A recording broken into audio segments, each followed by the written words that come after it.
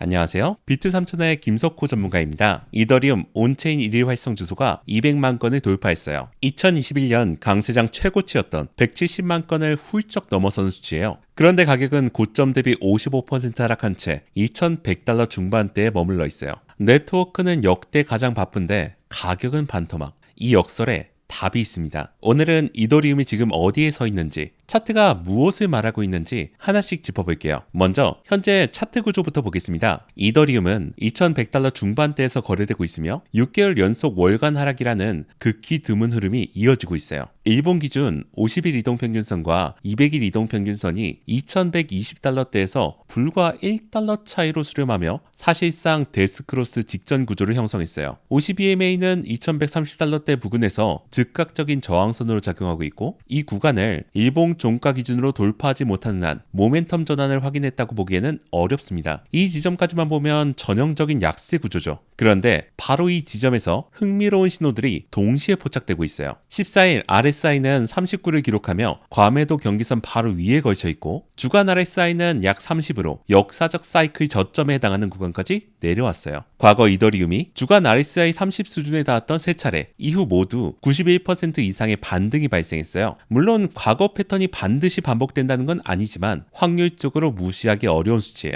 MACD 히스토그램은 여전히 마이너스 영역에 위치하고 있지만 절대값 자체가 축소되는 방향으로 수렴하고 있어요. 히스토그램 절대값이 줄어든다는 것은 하락 모멘텀 자체가 소진되고 있다는 의미예요. 현재 구조는 베어리시 크로스오버 상태이지만 히스토그램 다이버전스 신호가 함께 포착될 경우 단기 반등 진입 시점으로 해석될 수 있는 국면이죠. 볼린저 밴드 역시 하단 밴드에서 가격이 수렴하는 구조로 변동성 압축이 진행 중이에요. 이런 국면 이후 방향성 이탈이 발생하는 경우가 많다는 점에서 돌파 방향을 확인하고 따라가는 전략이 유효합니다. ETH, BTC 도미넌스 비율도 주목해야 하는 지표예요. 이 비율은 2021년 고점 대비 78% 하락한 상태로 역사적으로 이 수준에서 이더리움이 비트코인 대비 상대 강세로 전환된 선례가 있습니다. 이더리움이 비트코인보다 먼저 바닥을 다지고 반등에 나서는 구조가 현재 형성될 수 있는 위치라는 점에서 ETH, BTC 비율의 반등 여부가 진입 타이밍의 보조 지표로 작용할 수 있어요. 진입 구조를 잡는 과정에서 핵심은 2,000달러 초반대 지지선이에요. 이 구간은 단순한 심리적 지지선이 아니라 피보나치 주요 되돌림 레벨과 과거 수평 지지대가 겹치는 영역이에요.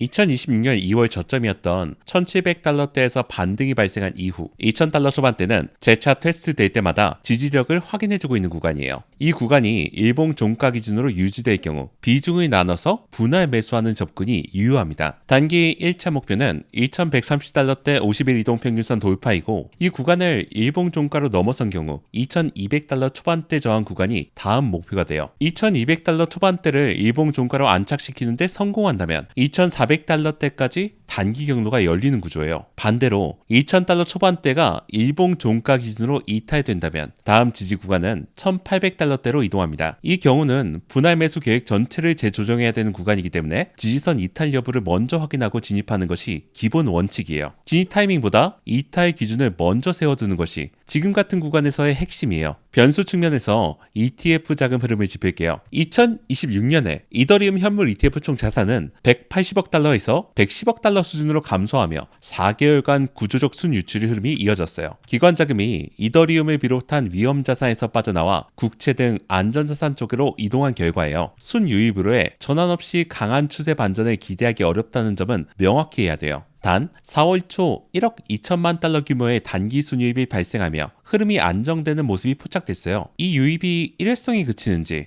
연속적인 흐름으로 이어지는지를 주간 단위로 확인해야 하는 시점이에요. 거시 불확실성, 미국 금리 정책 방향성, 나스닥과의 커플링 구조는 이더리움만의 독립 변수가 아니에요. 단기 상승 속도를 단정하기 어려운 이유예요. 방향이 흔들리는 것은 아니에요. 올라가는 속도가 얼마나 빠를 것인가, 그 타이밍이 불확실한 거예요. 지금 이 구간에서 공포에 매도한 물량이 나중에 훨씬 비싼 가격에 재매수로 돌아오는 패턴을 우리는 여러 차례 목격했어요. 중장기적으로 이 구간을 가르는 가장 강력한 촉매는 2026년 상반기 예정된 글랜스탐 업그레이드예요. 개발자들은 6월을 임시 출시 목표로 잡고 있으며 블록당 가스 한도를 6천만에서 2억으로 상향하고 처리량을 현재 10배 수준인 1만 TPS까지 끌어올리는 것이 목표예요. 더 머지 이후 이더리움의 가장 큰 규모의 실행 계층 업그레이드예요. 가스비 78% 추가 절감이 현실화된다면 솔라나 등 경쟁 체인으로 이탈했던 자금이 이더리움 생태계로 재유입되는 구조적 변화가 시작될 수 있어요. MEV와 중앙화 리스크를 줄이는 제한자 빌더 분리 구조 역시 기관 투자자들이 오랫동안 요구해온 개선 사항이에요.